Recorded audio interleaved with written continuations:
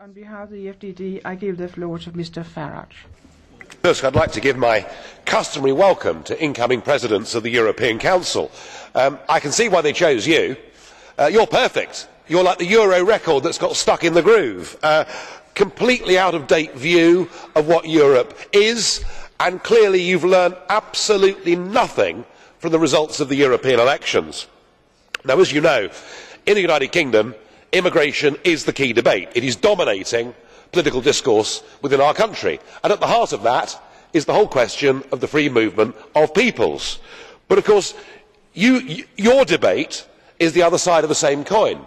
Your debate is about immigration, and time and again you've promised the Polish voters that young Poles would return to Poland, and at the same time Mr Cameron has promised the British people that fewer Poles would come to us. Well, it turns out that you've both been wrong, and that your country has been depopulated by 2 million people since you joined the European Union.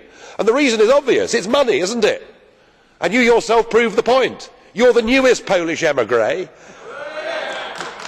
and you've gone from a salary of €60,000 a year to a salary of €300,000 a year. So congratulations, you've hit the EU jackpot. But you've also scored a great victory without trying, because Mrs Merkel last week went to Downing Street. She spent a few hours with Mr Cameron, and Mr Cameron now is a big supporter of the free movement of people. Let me be clear, he said, I support the freedom of movement. So on that one, you've won a great victory against Mr Cameron without having to lift a finger. But he also says that he will now restrict the benefit of EU migrants working in Britain. Now, in the past, you've been very clearly opposed to this, and I want to please answer me today, Mr Tusk. Is it right that children who live in Warsaw should qualify for child benefit if their parents are working in London? Please clarify for me that point today.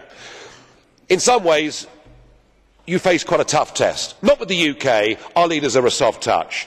But despite the Lithuanian lemmings, you've got the euro crisis, you've got a referendum on whether the UK stays a member, and of course the appalling growth of attacks on Jewish people. I would put it to you, Mr Tusk, that the European elections showed us one thing. The voters in Europe want change. They want massive wholesale reform, and I'm entirely confident that you're not the man to provide that. Referring to what Mr Farage has said, I am impressed and satisfied.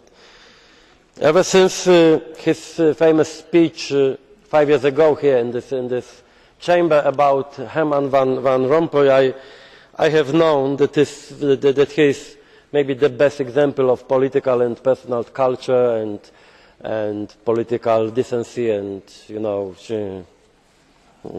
elegance. What can I say more? Yeah, I am really impressed, and keep it up, Mr Farage. I know, but it's because this is about political culture, I think, what I mentioned a few seconds ago.